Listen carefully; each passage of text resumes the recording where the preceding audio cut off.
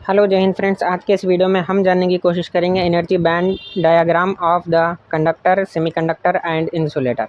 ठीक है, तो आप यहाँ पे देख सकते कंडक्टर मटेरियल, सेमीकंडक्टर मटेरियल और इंसुलेटर मटेरियल के एनर्जी बैंड डायग्राम्स में आप कंडक्शन बैंड और वैलेंस बैंड देख सकते। तो सबसे पहले ये जानने की कोशिश करेंगे कंडक्शन बैंड में रहते कौन, वैलेंस बैंड में रहते कौन। ये समझ जाओ ग्राउंड फ्लोर है और ये समझ जाओ फर्स्ट फ्लोर पे, ये फर्स्ट फ्लोर है।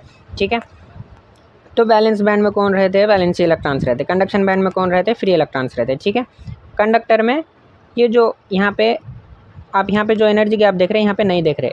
ठीक है, क्यों नहीं देख रहे? क्योंकि ये कंडक्टर है, इजीली अलो करता फ्लो ऑफ इलेक्ट्रिक करंट को। ठीक है, ईजिली कैसे अलो करता? यानी कि वैलेंस बैंड में वैलेंसी इलेक्ट्रॉन्स रहते हैं। वैलेंसी इलेक्ट्रॉन्स को अगर आप थोड़ा सा भी एनर्जी प्रोवाइड कर दिए तो क्या होता है? वैलेंस बैंड में से निकल के उन लोग कंडक्शन बैंड में चल जाते, जिसकी वजह से करंट क्या है? ईजिली कंडक्टर मटेरियल में अलो होता। ठीक है,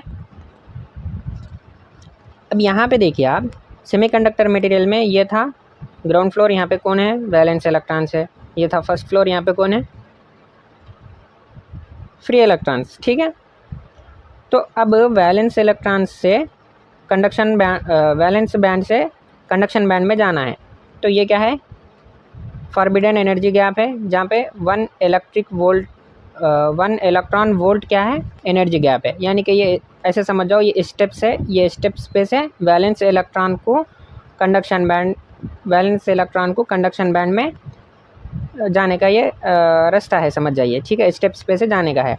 तो अब अगर आप 1 इलेक्ट्रॉन वोल्ट से ज़्यादा एनर्जी को यहाँ पे अप्लाई करें, यानी कि 1 इलेक्ट्रॉन वोल्ट से ज़्यादा एनर्जी यहाँ पे अगर आप सप्लाई दिए तो क्या होता?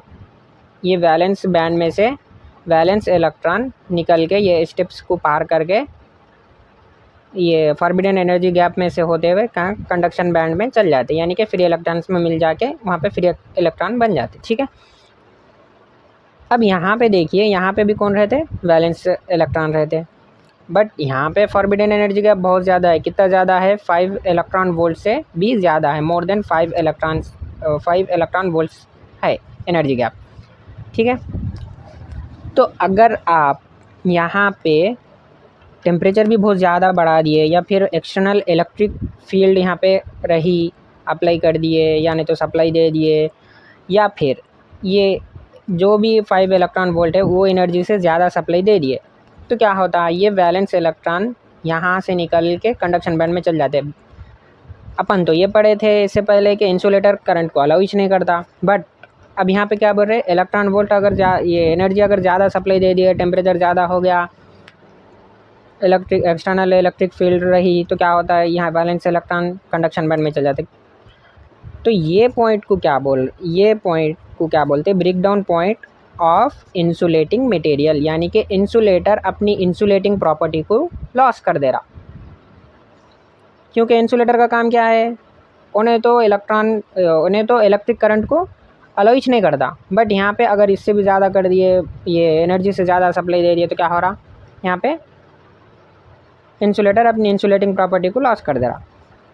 तो अब 1 बाय 1 कंडक्टर, सेमीकंडक्टर, इंसुलेटर के मेन पॉइंट्स देख लेंगे इसके बारे में। अब उम्मीद करता हूँ कि ये कंडक्शन बैंड और वैलेंस बैंड के बारे में, फॉरबिडन एनर्जी गैप और एनर्जी गैप के बारे में समझ में आ गया होगा। तो कंडक्टर में फर्स्ट पॉइंट क्या आप बोल सकते हैं अपन के? No forbidden gap between conduction band and valence band, यानी कि कंडक्शन बैंड वैलेंस बैंड के बीच में कुछ भी फॉरबिडन एनर्जी गैप बिल्कुल भी नहीं है, कुछ भी फॉरबिडन एनर्जी गैप नहीं है। तो अगर आप 0.001 इलेक्ट्रॉन वोल्ट भी सप्लाई यहाँ पे एनर्जी यहाँ पे आप दे दिए, तो क्या होता है? वैलेंस बैंड से वैलेंस इलेक्ट्रॉन निकल के कंडक्शन बैंड में चले जाता, जाके फ्री इलेक्ट्रॉन बन जाता। ठीक है, in good conductors valence band and conduction band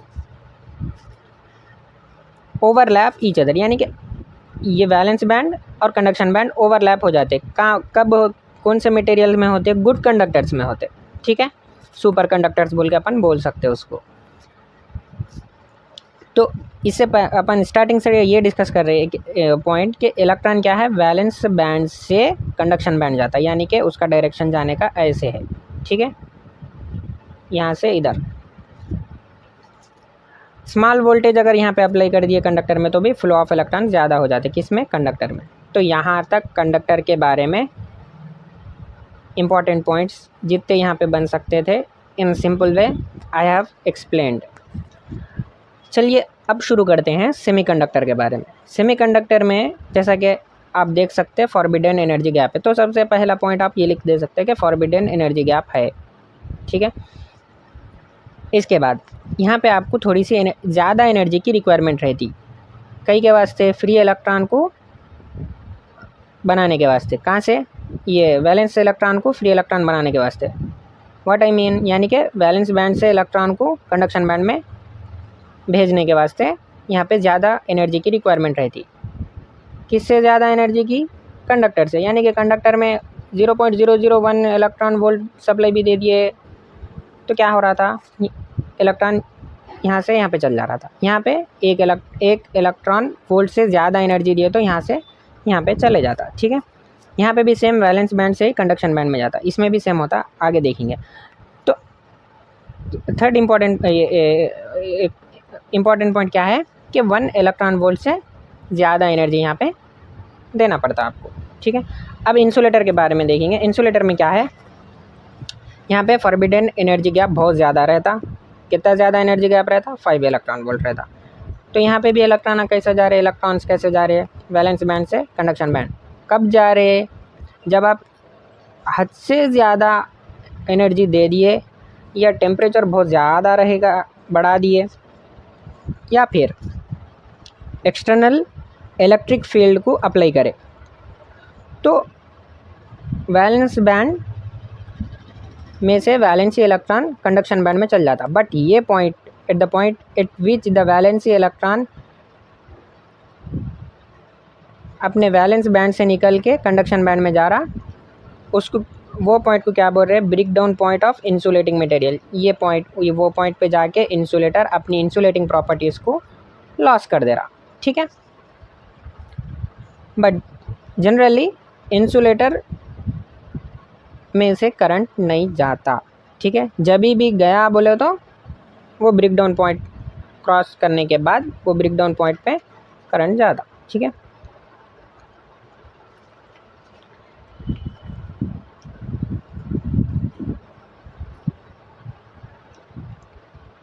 एक और पॉइंट यहाँ पे मैं ऐड ऑन करना चाह रहा हूँ, वो क्या है कि ये फॉरबिडन एनर्जी गैप हर मटेरियल में अलग अलग रहता। कंडक्टर मटेरियल में 0 रहता, सेमीकंडक्टर मटेरियल में